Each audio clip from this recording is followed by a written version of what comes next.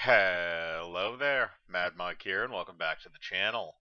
And today we're going to be doing another episode of Movie Spotlight, because again, it's been kind of slow for news the past couple of days. I've been thinking up some stuff to do, so hopefully we'll have a good amount of videos coming out this weekend, including I do want to get out a review of Tiger King.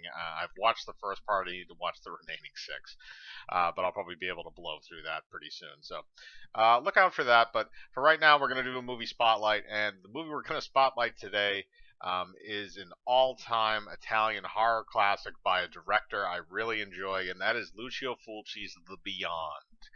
Now, there's a few things I can say about The Beyond. The special effects are amazing, as are most of Fulci's films.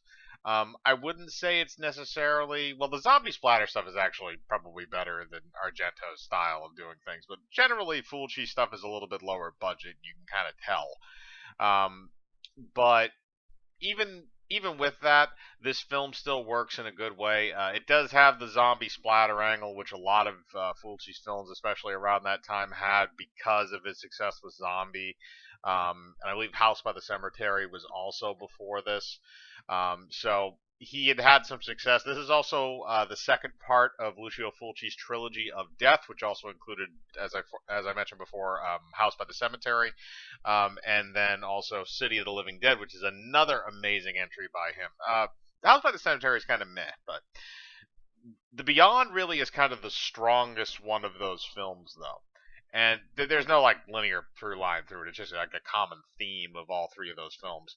Um, but you have a really good cast. You have Christopher George coming in, who's a veteran actor, who was also in some other Italian films like Pieces, which is kind of weird to me. But or actually, sorry, not Christopher George. Christopher George is in City of the Living Dead. But the two leads in this, the woman and the man, they both really kind of exemplify what they have to. And this is the other thing that Italy likes to do is they like to take Americanized themes and kind of they try to copy them, but they're not perfect copies. They're kind of flawed clones. So they try to do this thing where they have this wizard in New Orleans. That's kind of the catalyst for this whole thing.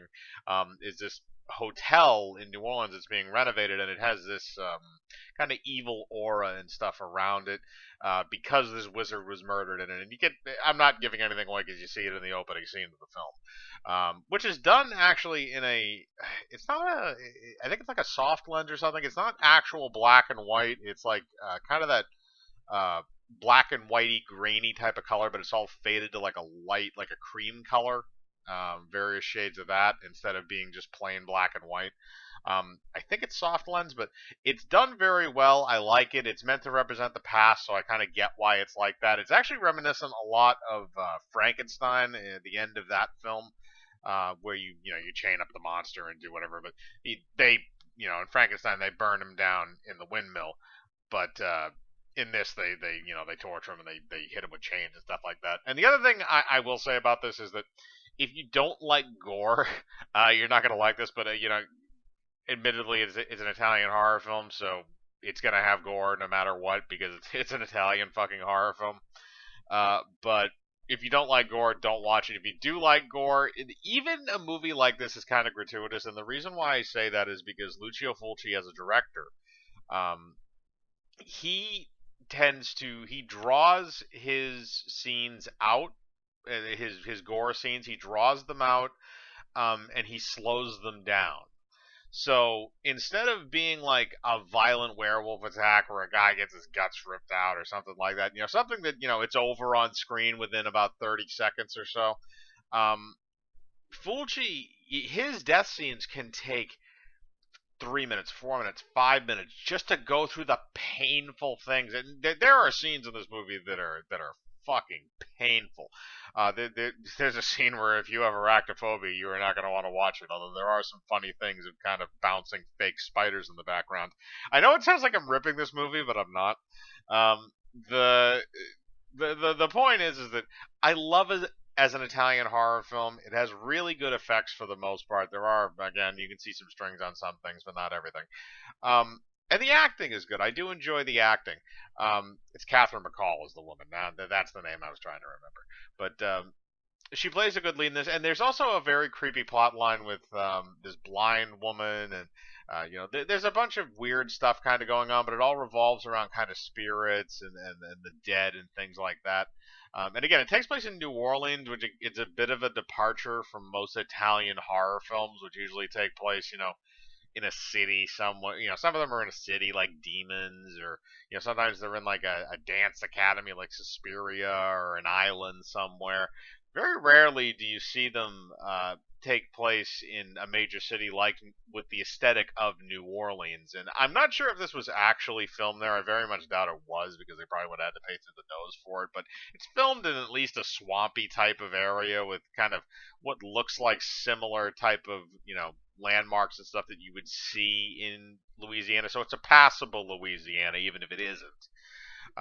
So you do have to give them credit for that, because half the time when they film something that's supposed to be New York, it looks like downtown Rome. Um, but back to the actual movie, because I'm kind of just going on an Italian horror rant. But back the actual movie itself, I like the pacing. Some of the scenes do come out of nowhere a little bit. The spider death scene, which I mentioned earlier with the arachnophobia thing, that does kind of come out of nowhere. You don't really understand 100% what's going on there. But again, it's supposed to be some kind of evil spells and magic is going on and stuff like that.